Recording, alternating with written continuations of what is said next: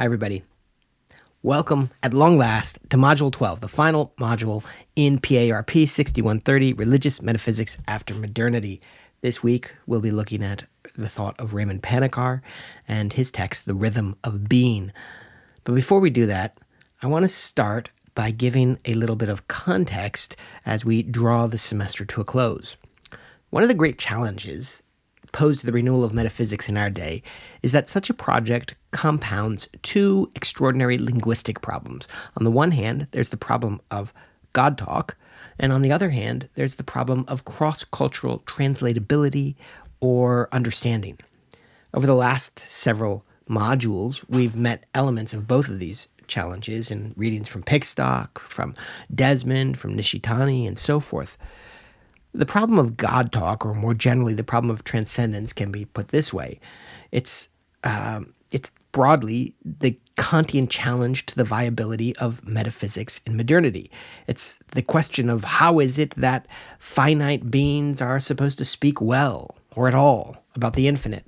How can we capture in words that which by its very nature escapes all circumscription? How can a grammar fitted to the things of this world adequately speak about that which is not an object among other objects? If the problem of God talk, though, is a venerable and perennial one, the problem of cross-cultural and linguistic relativity is in many ways quite contemporary. On the farther side of the turn to the subject, and then the linguistic turn, many wonder, how can we really talk to those who are genuinely other? If we speak and are understood, is it not the case that we have only really addressed those areas that we share in common, rather than the places where we most profoundly differ? Is it ever possible to speak about real as opposed to merely cosmetic difference? If we hope to revive and revise metaphysics, both challenges seem to confront us. For any truly revived metaphysics must not eschew the great metaphysical questions of the past, but at the same time, no politically and historically astute 21st century metaphysics can proceed with the relative cultural homogeneity enjoyed by some of our philosophical and theological predecessors. Raymond Panikkar has been celebrated as one of the most important and prescient religious and philosophical thinkers of the last 50, 60, 70 years. At the heart of his vision is a complex, pluralistic account of reality itself, one that he variously names Trinitarianism, non-dualism, the cosmotheandric mystery, or the rhythm of being. Rather than appealing to the priority of either epistemology or ethics, as so many of the philosophers we've encountered throughout this last semester have done, Panikkar instead attempts to think the contemporary challenge of pluralism as rooted in ontology itself. Pluralism is neither a question of deciding between the one and the many, nor of agnostically refusing to decide at all, but is rather the hallmark of the whole, W-H-O-L-E, with a capital W. Pluralism is, for Panikkar, the hallmark of the whole, present wholly in its parts and in their adventures of becoming. Only in this way, he seems to suggest, can we free pluralism from being a tool for the expression of human ends and the will to power. Pluralism, for Panikkar, is no longer interpretive only, but is instead part of the fabric of reality, and this grounds Panikkar's attempts to renew metaphysics as a plurivocal approach to the rhythm of being, an approach that imagines harmony as coming from, rather than struggling against, the very differences that make up our distinct traditions and identities. Now, Ewart Cousins was a great religious scholar of the later 20th century. He taught at Fordham alongside Thomas Berry, who was his colleague there. And he was one of the great champions of interfaith dialogue in the later 20th century. He was also a great scholar of Teilhard de Chardin and Bonaventure. But Ewart Cousins suggested in a book in 1992 called Christ in the 21st Century that we stand at the threshold of what he called the second axial age. And Cousins claimed that Raymond Panikkar was the model for what this new axial understanding might look like. As far as I'm aware, Cousins' use was the first time that anyone had ever talked about a second axial age. He may have gotten the idea from his colleague Thomas Berry, but in any case, Cousins put it into print, and the notion caught on with others. Many of those here in PCC have also thought and written about it. Sean Kelly has written about it in his book on Becoming Gaia. Richard Tarnas regularly draws on this notion, as do Matt and Becca and others, are in conversation, at least, with the notion of a second axial age that Cousins first articulated, but he articulated it in the context of putting forth Panikkar as an exemplar of what he hoped the second axial age could become. So what does axiality or second axiality have to do with metaphysics? And why is Panikkar exemplary in this matter? The axial age, as you may know, we haven't talked about it that much in this course, so I'll say just a couple of words about it. The axial age is a kind of historical hinge around which human intellectual history is taken to have turned. It was coined by Karl Jaspers in the middle of the 20th century in a book called The Origin and the Goal of History. Roughly, the idea is that between 800 and 200 BCE, there was the emergence of a kind of new form of consciousness and very distinct religions across various parts of the globe. Zoroaster in Persia, the Vedantas in the Indian subcontinent, Buddhism and Jainism in India, the Hebrew prophets, Isaiah, Amos, and Jeremiah in Israel, philosophy in its ancient Greek Athenian mode in Greece, and Lao Tzu, Mencius, Confucius in China. Jaspers held that this period was not only notable for marking a phase shift in human consciousness, but also for continuing to shape the centuries and now the millennia that have followed in the wake of this enormously fertile period of cultural ferment. In general, we speak about the characteristics of the first axial age as being personal, self-reflective, and inner-directed. And they're oftentimes contrasted with more mythic, ritualistic, tribal, or collectivist forms of being that seemed to predominate before these axial mutations took place. There's scholarly dispute on all of this. I'm just trying to lay out the general contours of the story so you can understand what Cousins means by the second axial age. In the first axial age, there was a new emphasis on individual identity and moral responsibility. Think of the oracle, the writing above the oracle, Gnothi Seauton, know thyself, as the Delphic oracle puts it. Or think of the role of Atman in the Upanishads, the Buddhist doctrine of anatta, or the Chinese notion of self-cultivation. There's a new focus in the axial period, so it's claimed, on this individual identity and moral responsibility. This cultivation of interiority, moreover, you can even call it a cult of interiority, opened many new avenues, but also closed others.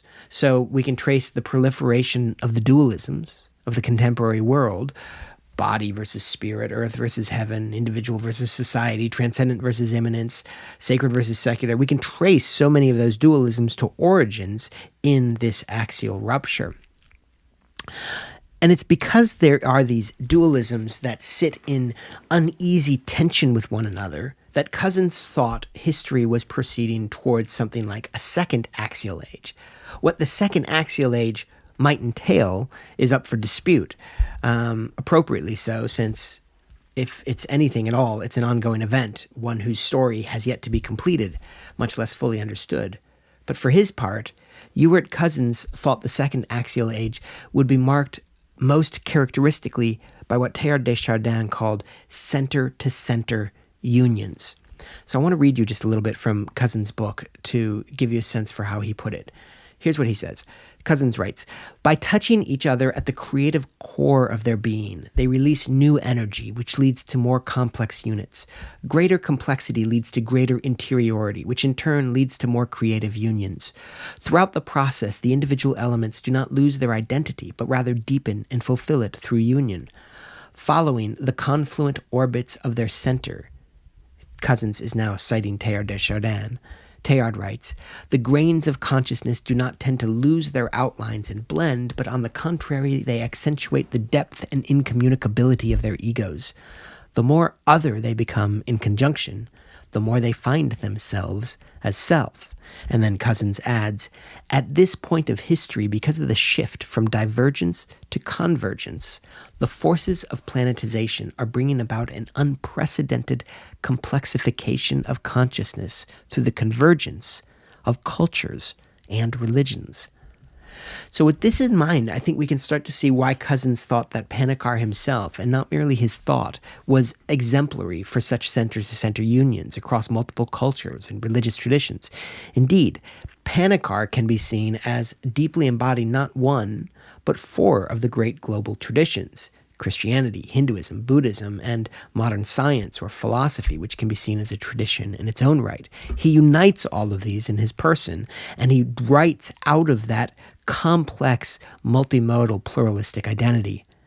Panikkar's biography is fascinating in itself, and is bound up with his own thinking. In a text he wrote late in life called Editorial by the Author, which he appended to his complete works, Panikkar says this. He says, "None of the writings I have the honor and the responsibility of presenting were born from simple speculation. Rather, they are all really autobiographical, meaning they are inspired by life and praxis, and it was only later that they were put into writing." At another time, Panikkar described his philosophical vocation as follows: "My aspiration does not consist so much in defending my truth, but rather to live it out." In reflecting on his own life, Panikkar famously summed it up in a single sentence. He said, "I left Europe as a Christian, I discovered I was a Hindu, and returned as a Buddhist, without ever having ceased to be a Christian." He was born November 3rd, 1918, in Barcelona to a Hindu father from the south of India and a Spanish Roman Catholic mother from the Catalan region.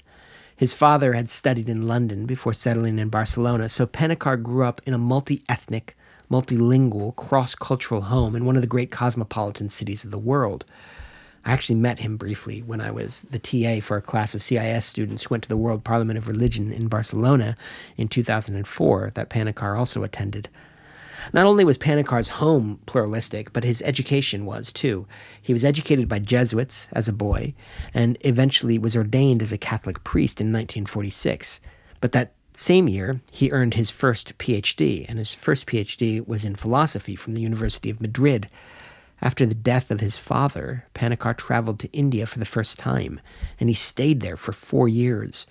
In 1958, he was awarded his second PhD, this one in chemistry, also from the University of Madrid.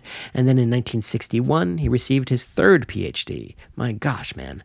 And this time it was in theology from the Lateran University in Rome, where his dissertation focused on the relation of Catholic and Hindu metaphysics, specifically the thought of Thomas Aquinas and that of Shankara. As you'll see, one of Panikkar's important ideas has to do with what he calls the cosmotheandric intuition. This is a vision of existence as constituted by the dance of cosmic, human, and divine realities, which, not incidentally, might be seen as the three areas or arenas for his three PhDs: philosophy as the human dimension, science as the cosmic, and theology as the divine. He taught first in Spain and was then a visiting professor at Harvard from 1967 to 72. In 1972, he became professor of comparative philosophy of religions at the University of California in Santa Barbara, where he taught until 1987. And during his 15 years at UCSB, he taught in the spring semester in Santa Barbara and then divided his time between India and Southern California for the rest of the year. After retiring in 1987, he returned to the Catalonia region of Spain, where he established an intercultural center called the Vivarium, one that I believe still exists, and offers a variety of philosophical, religious, and cultural courses, seminars, events, things of that sort. Over the course of his career, he published nearly 50 books in 4 different languages. He published in Catalan, Castilian, Italian, and English. Panikkar himself read and spoke, I believe, 14 languages. His books range over theology, philosophy, the history of religions and hermeneutics, and even include his own translation of nearly 1,000 pages of texts from the Vedas. In 1989, the book that you're reading from, The Rhythm of Being, was first presented as the Gifford Lectures Panikkar, these are the same lectures that William James's Varieties of Religious Experience, Whitehead's Process and Realities, and Iris Murdoch's Metaphysics as a Guide to Morals first started as. Panikkar's lectures were entitled Trinity and Atheism, the Dwelling of the Divine in the Contemporary World. Over the course, though, of 20 years, he continually revised those lectures until they became the text that we're reading together, The Rhythm of Being. Incidentally, you might want to also read the introduction by Joseph Prabhu, who was a friend of mine and of Rick's and Rick Tarnas's and Robert McDermott's and many others in and around our CIS circles. Joseph Prabhu was maybe Panikkar's closest collaborator in the Anglophone world and is a fantastic scholar of Indian philosophy, or was a fantastic scholar of Indian philosophy and thought himself. Miss Joseph, he was a wonderful man. One more thing about Panikkar's biography that I should just mention is he started a dialogue with Heidegger during the last 20 years of Heidegger's life, and there were 20 years throughout which Heidegger and Panikkar exchanged letters with one another. Heidegger, for all of his blind spots, was fascinated by the possibility that there might be a different relationship to being in metaphysics, a different fate that was held by the Eastern traditions of the world. And so he carried on a dialogue. He carried on this fascinating dialogue with Panikkar as one of the many ways in which he engaged that question. Now, I want to talk for a little bit about Panikkar and religious dialogue, because Panikkar is a great metaphysician, he's a great theologian, he's a great philosopher, but often he's known as being one of the great theorists of religious dialogue in the 20th century. Here's how he puts it in his book, The Intra-Religious Dialogue, which is different than the Inter-Religious Dialogue. In The Intra-Religious Dialogue, he writes, "The aim of interfaith dialogue is understanding. It is not to win over the other, or to come to a total agreement, or a universal religion. The ideal is communication in order to bridge the gulfs of mutual ignorance and misunderstandings between the traditions of the world, letting them speak, and speak out their own insights in their own languages." Panikkar himself has thought more profoundly and more importantly about relations between varying religious traditions than maybe any figure in human history. He distinguishes between three types of religious dialogue. There is the interpersonal dialogue. This is the standard form of religious dialogue, the actual practice of dialogue with persons of other religious traditions. This is rooted in the sort of vision of the person as a homo loquens, a speaking person.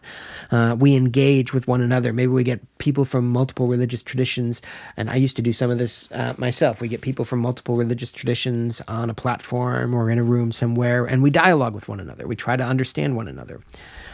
Beyond the interpersonal forms of religious dialogue, though, there's also intra-religious or intrapersonal dialogue. This takes place within a person, within oneself, after we've personally encountered other religious traditions. Intrapersonal dialogue begins when something stirs within us, when we feel threatened, encouraged, inspired, provoked, or profoundly shaken by other religious traditions. Here, it's rather than it being rooted in a vision of the human as a speaker, homo loquens, it's rooted in a vision of the human as on a quest for meaning, the homo viator, the human as pilgrim. For Panikkar, intrapersonal dialogue is the ultimate foundation of other forms of interreligious dialogue. If there is no intrapersonal dialogue, there can be no real interreligious dialogue. Otherwise, we're just speaking at each other. We have to risk the vulnerability of being shaken by encountering something from outside our own tradition for the intrapersonal dialogue to get going, and for the possibility of real encounter to be there at all. Rather than interreligious dialogue, Panikkar was interested in this intra-religious kind. Intra-religious dialogue involves an in-depth encounter of two or more traditions in the heart, mind, and soul of the person. It starts usually in the interreligious encounter that, as it were, then crawls up inside of you, so that you start to experience the spiritual dimension of another tradition within your own life. Essentially, you begin to participate in another tradition and not merely in the one that you previously called your own. But this means then also that you're encountering your own tradition now, in part through another. So we see the other from inside to a degree, but we also begin to see ourselves somewhat from the outside. And then there's a third, which Panikkar calls the comparative or critical dialogue. Unlike the previous two, this one isn't universal and therefore isn't attached to a human invariant, the Homo loquens or the Homo viator. This is the way in which we practice sort of comparative religions in the modern academy. There's a whole set of critical and abstract apparatus that are allied to it and so forth, and that's also important. But it's different in a certain sense. It's more attenuated than either the interpersonal or the intrapersonal forms of dialogue. Now, let me say a word about this notion that I just used of a human invariant. I'm borrowing this notion from Raymond Panikkar himself. He uses it quite a lot.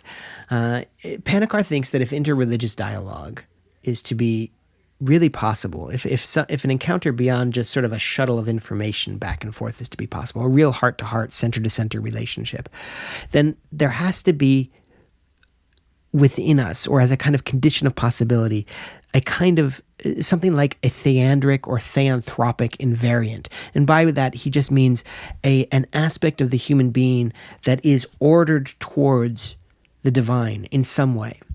Without some aspect like that in us that we can resonate with one another on, then we're left trying to just build based on propositions to higher and higher ground where we might come to some sort of meeting, a kind of epistemological chain or a realm of rationality.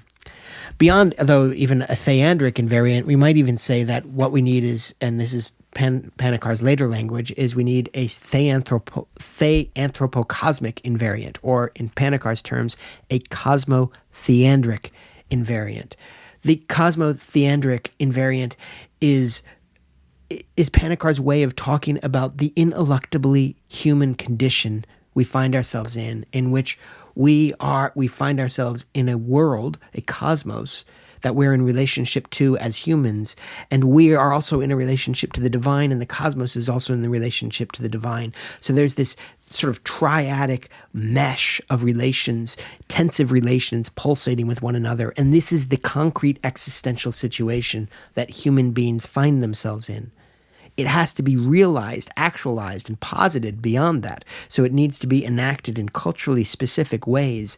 But all human beings, Panikkar thinks, find themselves in this cosmotheandric predicament.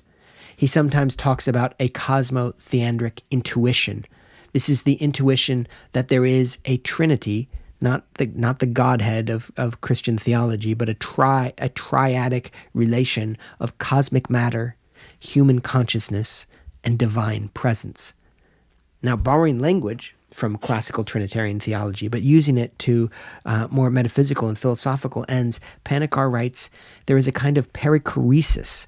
Perichoresis is the same Greek word that is the Greek word that is translated in Latin as circumincessio. So if you remember your Nishitani, where he's drawing on that notion of circumincessio to understand the ontology of shunyata, here Panikkar is drawing on it to understand this cosmotheandric, to cash out or express this cosmotheandric intuition. He says there is a kind of perichoresis, a dwelling within one another of these three dimensions of reality, the divine, the human, and the cosmic. Perichoresis is a patristic term, a Greek term, paralleling in a loose manner the three moments of the eternal dance of Shiva Nataraja, of creation, destruction, and preservation. Perichoresis literally can mean to sort of dance around or to circle around. Peri, the sort of prefix meaning about or around, and from the Greek choreo, to dance or to circle. So the cosmotheandric intuition points to four closely related aspects of reality: its Trinitarian structure, this triadic structure, its differentiated unity, the open-ended character of reality as it cycles amidst itself, and its essentially rhythmic quality. There's a kind of repetition involved. Even more explicitly than Pickstock, Panikkar insists that Trinitarian language is not exclusively Christian. Trinities appear throughout the traditions of the world, he says, and no one has a monopoly on them. The essence of Trinity for Panikkar is the dynamism it envisions at the heart of reality. Commenting on Panikkar, Rowan Williams writes this: for Panikkar, the Trinitarian structure is that of a source that is inexhaustibly and always generative, from which arises form and determination, being in the sense of what can be concretely perceived and engaged with. That form is never exhausted, never limited by this or that specific realization, but is constantly being realized in the flux of active life that equally springs out from the source of all. Between form, logos, and life, spirit, there is unceasing interaction. The source of all cannot and does not exhaust itself simply in producing shape and structure. It also produces that which dissolves and reforms all structures in endless and undetermined movement in such a way that form itself is not absolutized, but always turned back toward the primal reality of the source. Panikkar wants to read the Trinity into ontology itself, as Pickstock in her own way also does. But Panikkar sees this Trinitarian ontology as homeomorphically equivalent to Advaita, or non-dualism. Homeomorphic equivalence is Panikkar's language for, it's drawn from medicine. It talks about something that performs a similar function, even though it may be a different organ per se. So this Trinitarian language Panikkar sees as performing the same, let's say, grammatical or dynamic function as Advaita or non-dualism do in other traditions. Beyond the problem of the one and the many, then, for Panikkar, the classical problem of the one in the many asks, is the one above the many, as Plato does? Is the one in the many, as Hegel says? Is the one the source of the many, as Plotinus puts it? Is the one the ground of the many, as Spinoza sees it? Or is the one beyond the many, as Kant sometimes puts it? But beyond all of these, Panikkar thinks we need a vision of differentiated unity. Here's, again, quoting Williams: the heart of this ontology could be summarized by saying that differences matter. The variety in the world's forms, as experienced by human minds, does not conceal an absolute oneness to which perceptible difference is completely irrelevant. If there is a unifying structure, it does not exist and cannot be seen independently of the actual movement and development of differentiation, the story of life forms growing and changing. In human terms, this is to say that from the standpoint of history, we cannot articulate in theory the meaning or pattern of history. There's an open-ended character, then, implicit in Panikkar's Trinitarian ontology, or his cosmotheandric intuition. It's reality, like Whitehead, is seen as process, not as process that is determined to some pre-articulated end, but as an open process. I'm not only saying that everything is directly or indirectly related to everything else, Panikkar writes. The radical relativity or pratitya samutpada of the Buddhist tradition. I'm also stressing that this relationship is not only constitutive of the whole, but that it flashes forth ever new and vital in every spark of the real. In The Rhythm of Being, this shows up in Panikkar's meditations upon what he calls creatio continua, the idea that creation is always occurring, that it's endlessly unfolding and is not a once and for all event. Creation is a way of speaking about the dynamic gift character of being, that it's ceaselessly arriving and so ever open to the new, to what Hannah Arendt calls natality, the advents, the births in life and culture and being that renew the world.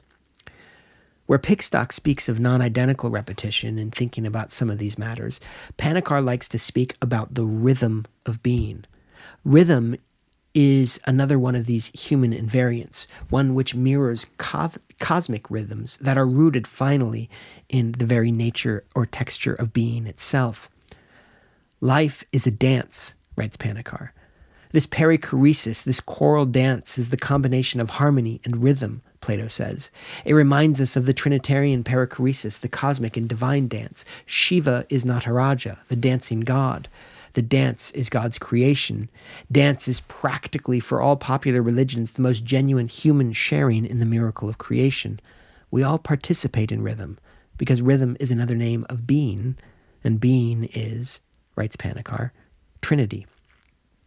So for Panikkar, unity differentiates. It invites differentiation in diversity, which is the only way in which the whole manifests itself. The whole isn't ever present as whole, as sort of established system, but rather we recognize the whole through its manifestation in its non-identical repetition, its differentiation in the midst of unity, over and over, always anew, always repeated. The whole thus remains essentially mysterious for Panikkar, and this means overcoming the temptations of an idolatrous theism, as he puts it, which is tied as well to the single vision of rationalism. So then how do we speak about this world? How do we engage and think about this world if it's not reducible to reason?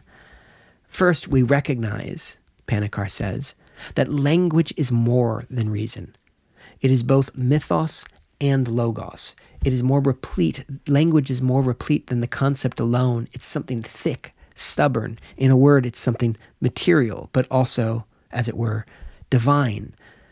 In the beginning was the Word, and the Word was with God, and the Word was God, as it says in the opening of the Gospel of John, a text that Panikkar knows well. Words are, he writes, more, not less, than translations of thoughts. It is almost the opposite. Thoughts are interpretations of language. How is it, Panikkar says, that the instrument, the word, works? It can only work because the word itself belongs to the primordial reality in which we all share. We would remain unconnected monads, incommunicable atoms, if there were not language, if the word did not dwell within us. Were it not for language, we would stifle in our thoughts. The human world is a linguistic universe. The word is the agora of reality, and man, or the human being, is the custodian. This is a thesis about the character of our immersion in reality that Panikkar is giving us. It is quite frankly a thesis about enchantment, or about re-enchantment, recognizing the word or logos-like quality of all human existence and also of cosmic existence, recognizing that language exceeds reason. And in some ways, I love this phrase where Panikkar describes concepts or thinking as itself the translation, as it were, of our language, the interpretation of our language.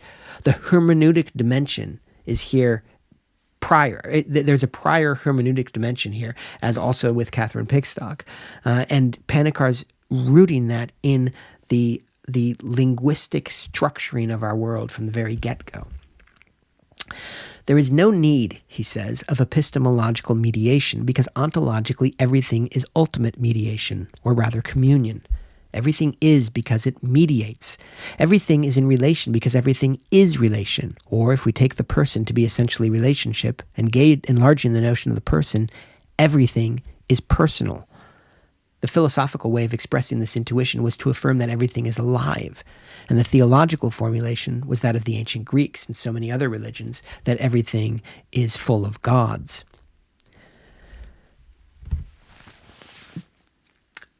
Towards the end, or I guess more towards the middle of the Rhythm of Being, Panikkar comments on it this way. Communication takes place because it is possible. And it is possible because of a more original communality among all beings. In short, we can understand each other because we have something in common. We may call it being, nature, or human nature, matter, the mystical body of Christ, or Buddha, or whatever. This commonality is the matrix out of which communication takes place, which creates something new, previously non-existent.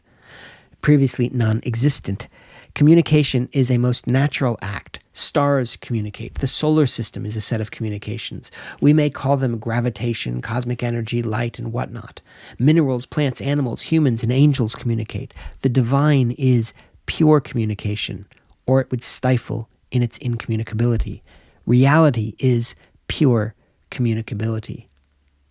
This is all bound up with what Panikkar describes as the cosmotheandric experience, the intuition that the divine, the human, and the earthly, however we want to call them, that these are not, that these are irreducible dimensions that constitute the real. So maybe to conclude, let me say just a few words about these three dimensions. The anthropic dimension, the realm of the human, For Panikkar, the human dimension of the universe is the consciousness dimension. In Sanskrit, this is chit. It is therefore more than human. It's therefore more than Homo sapiens, and Panikkar often simply calls it man with a capital M, though he insists that by this he doesn't mean anything patriarchal or androcentric. For what it's worth, I wish he had used a different term. I'm not sure that that's the best way to communicate it in the way that English functions nowadays, but that's what Panikkar intends by it. In speaking about the anthropic dimension, he's speaking about the fundamental reality of consciousness in our manifest world. Consciousness is itself for him threefold. It's aesthetic, it's intellectual, and it's mystical. And all three of these rise together. We cannot think or experience without matter, without logos, and without spirit. And when I say it's aesthetic, I mean it's sensory. That includes elements of beauty, but it's rooted in the Greek term aesthesis, which involves just sensing and so forth. So all three of these, the aesthetic, the noetic, and the mystical, the sensory, the intellectual, and the spiritual, these all arise together. Thought and mystical awareness are not possible, Panikkar thinks, without matter, indeed without the body. All our thoughts, our words, our states of consciousness and the like are also material, so they have a material basis. But our intellect as well would not have life, initiative, freedom, and indefinite scope without the spirit lurking, as it were, behind or above, and matter hiding beneath. He develops all these intuitions at much greater length in chapter 3 of The Rhythm of Being. When Panikkar talks about cosmos, he also is talking about something larger than just what our sort of reductive visions of cosmology would have. In this sense, Panikkar's three dimensions are very like the way that we speak about philosophy, cosmology, and consciousness in PCC. So for Panikkar, the cosmos is alluding to a kind of, he sometimes calls it sacred secularity. The secular wasn't originally a word to denote that which had no religion or sacred aspect, but originally just refers to this sort of common. A secular priest, for example, was someone who hadn't taken a religious order. The saeculum is the world, right? In Latin. So a sacred secularity is a kind of sacred recognition of the world's sacredness. There is no sacred, Panikkar would say. There's no thought, there's no prayer, there's no action without the cosmic dimension. And for Panikkar, this involves an invocation also of the anima mundi, of the soul of the world that animates it, enlivens it, makes it frisky, makes it interrelated. The universe is seen as a living organism or a web of relations. Matter, space, time, and energy are then coextensive with both human consciousness, the anthropos, and with cosmic mystery, or with the divine mystery, the theos. There is something unknowable. There's something unthinkable and uncanny and inexhaustible, which belongs to the world precisely as world. And then finally, Panikkar says there is this dimension of the theos. This is what he sometimes describes as the silence of being, the presence of theos in the midst of cosmos and anthropos, the presence of the divine in the midst of the human and the cosmic, is the presence of that which resists all encapsulation, the silence of being, the shunyata, as Nishitani describes it, the hyperbolic excess in Desmond's way of viewing things. There's lots of different ways in which we could bring Panikkar into relation with these figures that we've been reading and studying throughout this course, and lots more that we could dive into in Panikkar's text itself. But I think maybe it's probably best to just stop there and send you to read it. Panikkar's text is one that actually can be very rewarding to read. It can be, you can go quite deep with it, and you can think. He's a brilliant thinker, and you can try to sort of chart out the arguments that he's making them and follow them ever more deeply. All the sort of things that you might be doing with Nishitani or Pickstock or Kant or whatever. The text will reward that kind of attention, but it's also a beautiful and even a spiritual text that can be read in a more meditative state of mind often, or at least I find it can. So It might even, as you come to the end of the semester and you're working on your finals and you're thinking about your other projects, it might even be something that you can dip into, not as another form of work, but maybe even as a resource for renewal or relaxation or a kind of sacred concentration. Possibly, if it works for you. Certainly, that's how I've found the text in my own sitting with it over the last decade or so. Thank you for your time and your attention. I'll see you all in the discussion. And I just want to once again thank you for accompanying me throughout this semester and one another. And good luck on your final papers. I can't wait to read them.